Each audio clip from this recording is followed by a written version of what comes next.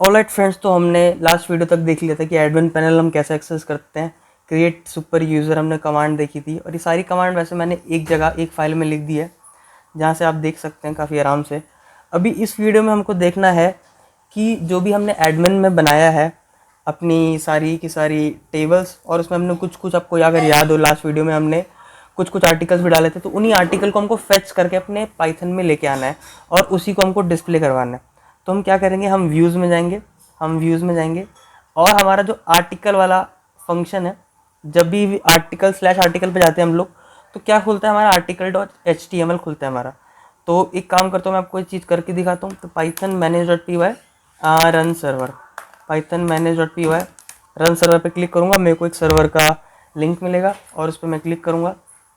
Click करते साथ मेरे को यही मिलेगा, स्लैश आर्टिकल लिखूंगा। ये स्लैश आर्टिकल लिखूँ, मैं चाहता हूँ कि सारे आर्टिकल्स मेरे शो जाएं।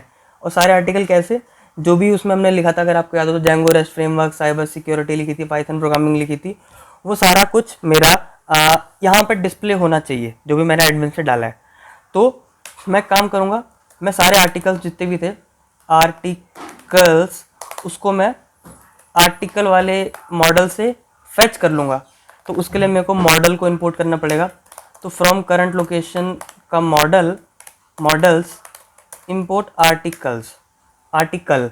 अब ये आर्टिकल मेरी जो टेबल है, इसको क्वेरी करना है। तो articles is equal to model का नाम डॉट ऑब्जेक्ट्स डॉट ऑल, मतलब जितनी भी उसमें डेटाबेस में आपका आर्टिकल भरा हुआ है, वो आर्टिकल्स नाम के वेरिएबल में आ जाए। तो आर्टिकल की जो टेबल थी, जो टेबल की इंफॉर्मेशन थी, इसमें से जितना भी सब कुछ है वो सब निकाल लीजिए। तो article dot objects dot all, इससे सब कुछ निकल आया। अब मेरे को सिंपली एक बार इसको प्रिंट करके देखना पड़ेगा कि आर्टिकल्स में क्या आया। ठीक है, आर्टिकल्स में क्या आया। तो जैसे ही मैं क्या करूँगा, मैं चलता हूँ इधर और मैं इसको रीलोड करता हूँ। इधर गया मैं, जैसे मैंने इस पर एंटर मारा तो यहाँ पे देखो कुछ कुछ देखो आ चुके हैं, क्वेरी सेट आ चुका है और इसमें आर्टिकल्स मेरे आ चुके हैं, जो कि मेरे आर्टिकल्स क्या हैं, साइबर सिक्योरिटी है, जेंगो रेस्ट फ्रेमवर्क है और पाइथन प्रोग्रामिंग की आर्टिकल्स आ चुके हैं। तो मैंने फेच कर लिया और मैंने प्रिंट कर दिया इसको। मैंने क्या किया, फेच किया है, मैंने सारे फेच कर लिए सारे, और मैंने उनको प्रिंट कर दिया simply, as simple as that. ठीक है, अब मेरे को उसको आर्टिकल डॉट HTML में शो भी करना है, जो भी मैं अभी लेकर आया उसको शो करना है। शो करने के लिए HTML में कोई भी चीज़ शो करने के लिए डिक्शनरी बनानी पड़ती है। तो डेटा इक्वल टू डिक्शनरी बनाएंगे हम लोग, और इसमें लिखेंगे हम लोग आर्टिकल्स, और इसमें क्या होगा, आर्टिकल्स। ठीक है, आर्टिकल्स और आर्टिकल, और हम तीसरे में क्या पास कर देंगे, डिक्शनरी पास कर देंगे डेटा के नाम से। ठीक है, तो डिक्शनरी मैंने पास कर दी। ये तो हम काफ़ी अच्छे से देख चुके थे कि डिक्शनरी पास करनी होती, तभी हम HTML में डेटा को शो कर पाते हैं। मैंने यहाँ सिर्फ इस लाइन में सिर्फ और सिर्फ मैंने डेटा को फेच किया है, मैंने डिक्शनरी बनाई और मैंने HTML में भेज दी। अब HTML में आके मेरे को क्या करना है, मेरे को इसी चीज़ को डिस्प्ले करवाना है। जो भी मेरा डेटा है, जो भी मेरे आर्टिकल्स आ रहे हैं, सबको डिस्प्ले कराना है। तो उसमें मैं जाता हूँ आर्टिकल पेज में, मैं ऐसे लिखता हूँ यहाँ पे, div class is equal to container लिखता हूँ मैं, या हाँ चलो ठीक है, और डिव करता हूँ क्लोज। यहाँ पे मैं आ चुका हूँ। ठीक है, अब मेरे को एक एक करके सब कुछ डिस्प्ले करना है, तो फॉर लूप का यूज़ करना पड़ेगा मेरे को। और HTML का फॉर लूप कुछ इस तरह से होगा, आपको पता ना हो, जेंगो का HTML का फॉर लूप कुछ ऐसे होता है। हम लिखते हैं फॉर आई इन आर्टिकल्स। अब ये आर्टिकल्स कौन सा वाला है, ये आर्टिकल्स ये वाला है, जो कि की के, हम हर चीज़ को की के हिसाब से टारगेट करते हैं, आपको पता होगा, हर चीज़ को की के हिसाब से टारगेट करते हैं, हर चीज़ को की के हिसाब से। तो मैं यहाँ पे गया, मैंने लिखा फॉर आई इन आर्टिकल्स, और यहाँ पे फॉर लूप स्टार्ट हो रहा है। फॉर लूप को ख़त्म भी करना पड़ेगा, तो कुछ ऐसे ऐसे लिखना पड़ेगा, और एंड फॉर लिखना पड़ता है ना, एंड फॉर लिखना पड़ता है। तो एंड फॉर लिख दिया मैंने। अब इनके बीच में वो क्या करना पड़ेगा, एक H2 डालूंगा, और इसी में मैं लिखूंगा आई की बॉडी।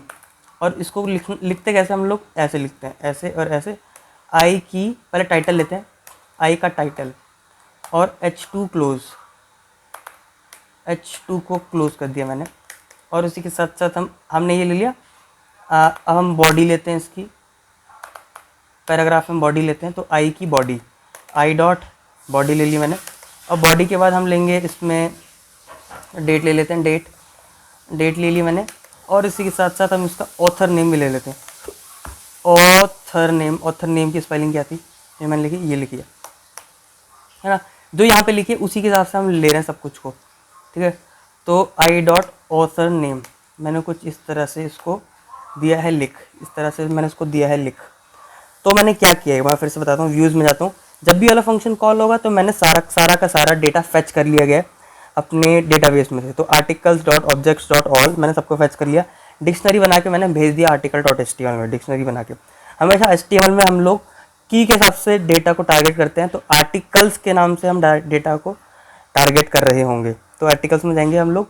फॉर लूप हमने क्यों लगाया, क्योंकि हम आर्टिकल्स हमारे बहुत सारे, हमको पता नहीं है कितने, हमको पता तो हम रेंज लगा लेते, फॉर आई इन रेंज लगाते हैं। हमको पता नहीं तो हमने क्या लिखा, for i in articles, for i in articles, एक करके आई पे ट्रैवल करेंगे। और i dot title, i dot body, i dot date, i dot name, ठीक है। तो आई डॉट टाइटल ये है, बॉडी ये है, डेट ये है, और ऑथर का नेम है। स्लग की ज़रूरत मेरे को अभी नहीं है, ठीक है। सबको सेव करेंगे, सब कुछ हमने व्यूज़ को भी सेव करेंगे, इसको भी सेव करेंगे।